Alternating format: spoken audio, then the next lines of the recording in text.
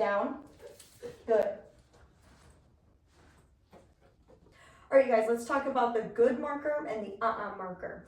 In this video as well, we're gonna also work on teaching all the steps to get to the verbal down command, so getting on voice control for that. And what we're gonna use is luring technique, we're gonna use leash pressure technique, adding our verbal command, and then really just trying to focus on the dog complying with that verbal command. But forever, for the rest of the dog's life, you are gonna be using the good marker and the marker. In another video, I'll use the yes marker and the no marker. All right, so what the good marker is when we get him into that down position, I'm gonna say good and just feed him directly to his face. So at this initial step, I will have food in my hand, guide him into the position. I'm quiet the entire time I'm doing that. You do not want to start saying down, down, down, down, down, or come on, you know how to do this, you can do it for mommy, whatever, because that's just so distracting to the dog. It does not help anybody. So stay quiet, focus on their belly and elbows hitting the ground, focus on your leash right now being very loose. When their belly and elbows hit the ground, you can say good and feed directly. You're gonna then retract your hand and then say good again and feed them again. Retract your hand, good, feed again. Repeat that process because that's showing them impulse control and not to go for your treat hand. All of that is gonna help you with the bigger picture of you walking around while they're staying in a down. The good marker is used for building this implied stay. So if the dog always thinks, oh, she said good, a treat is gonna come to me, I don't need to get up, right? And that's exactly what we want the dog to think. Stay in the down, stay in the sit, stay on place bed. You're gonna go always back to them and feed them directly. Let's get into luring. Hey, bud, good boy. So loose leash, not talking to him. Good. Good. See me retract my hand there? Good. And I'm also going to try to stand up straight. Good. And then get some more treats. So say good 4 to 5 times if you really want to. Good boy. Good. And then feed him a few times. Good boy is just verbal praise. So you're also teaching the dog not to break when they hear verbal praise from you. Good boy, buddy. Who's a good dog? Good. Impulse control, practicing for distraction, training, and all that, and just teaching him what good means right now. Free. So I'm going to say free, but notice when I do that, I'm standing still. I say free, then I move. And that's going to help us later when we're walking around the room and all that, but we'll get to that in this video.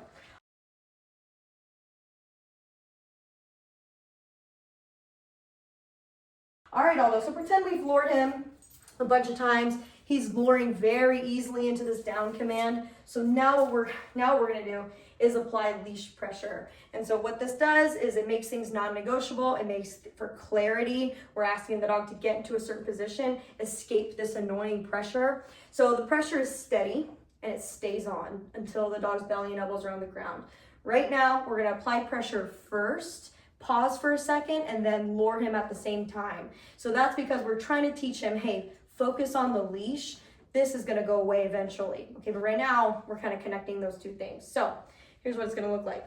Pressure on the collar. We're not saying down yet, remember that. So just stay quiet, let the leash and the food do the talking. Wait for your good marker.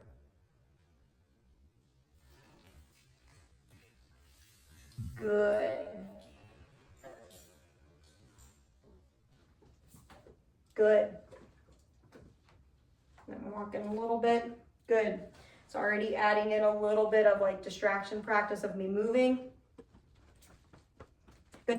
If he were to break at all right now, I would just put that leash pressure back on immediately with my I'd say leash pressure's on. If he's still struggling because it's kind of new to your dog or whatever, you can use the lure with the leash pressure. Just don't feed them. Don't reward them. Hey, good boy.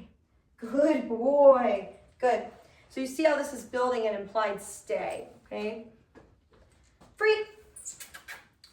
Still learning free, so I have to kind of pull him towards me for him to release himself. All right, pretend we do that 1,000 times. Now we're just gonna test out the leash pressure. So that means I'm just gonna put pressure steady. I'm not luring anymore, no food in my hands. So this is how you get away from food in your hands. All right, flip the camera, pressure. Now notice he sat. I can't take that pressure off, okay? If I take it off right now, he's gonna think sitting is what turns that pressure off, and that's incorrect. from our point of view. Good, that is correct. It's important to note as well that when we're using leash pressure, good, I'm immediately releasing that pressure and saying good as soon as he does what I'm looking for. So don't forget to release the pressure. Good. Good boy. Good. And try to make your marker and feeding them a distinct action. So say good, then feed. Good. Then you grab your treat, okay? Free. Good boy. Let's do leash pressure again. Hey, buddy. Good boy. Good. That was way cleaner. Good boy. Good. And it's going to be super helpful for you to teach your dog this, because when you're out and about and they're too distracted by different things going on, they might not be food motivated in that moment. You can always use what we call escape training. So escape the pressure via the leash to help your dog get into these positions that you've taught them. So physical languages can go a very long way with dogs, just like odor can, food, right? But physical as well, okay? So use it to your advantage. Good boy, free. So now that he's looking like that, we're gonna add our verbal command to this. So this order of operations, you're gonna say down first, take a pause, and then apply your leash pressure. And then you're gonna say good, okay? So it's gonna look like this. Although, make sure you have the dog's attention when you're teaching this. Down, good. Very nice. Good boy. Good. So we're just focusing on this right now. Free. We'll get into moving around the room and looking to go back and rewarding him. Aldo. But right now you're just focusing on the verbal command. Down. Good. Good. And conditioning the good marker. Free. Good job, buddy. Good boy. Good boy. So eventually you're looking for, you can just say the word down. Your body's all neutral. You're not prompting them with your body, like giving them all these giant hand gestures and hand signals. That's fine if you're okay with that. But if you're wondering why they're not just doing the down command, it's probably because of that. Okay, you're adding all this in and you're not doing this. Although down. Although down. Good. Nice and clear and easy for them. That's how we like our training. Good. Keep moving, Phyllis. There we go. Free. We're going to get into adding some distance and duration. Remember, when you say good, go back to the dog, regardless of how far you are. Okay, a lot of people want to call the dog to them when they start doing this. You're going to teach them that breaking is fun.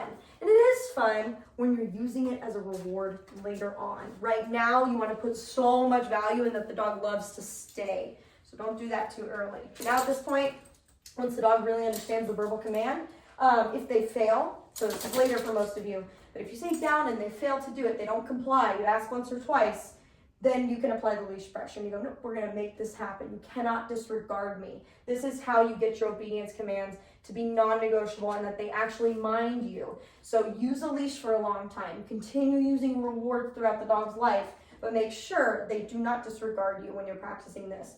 If they are off leash and they're in your house, you can just grab their collar and make it happen, but do a leash for a while. Because when you start saying and you don't have any leverage on them, they know you're coming to them, they're going to start running away from you.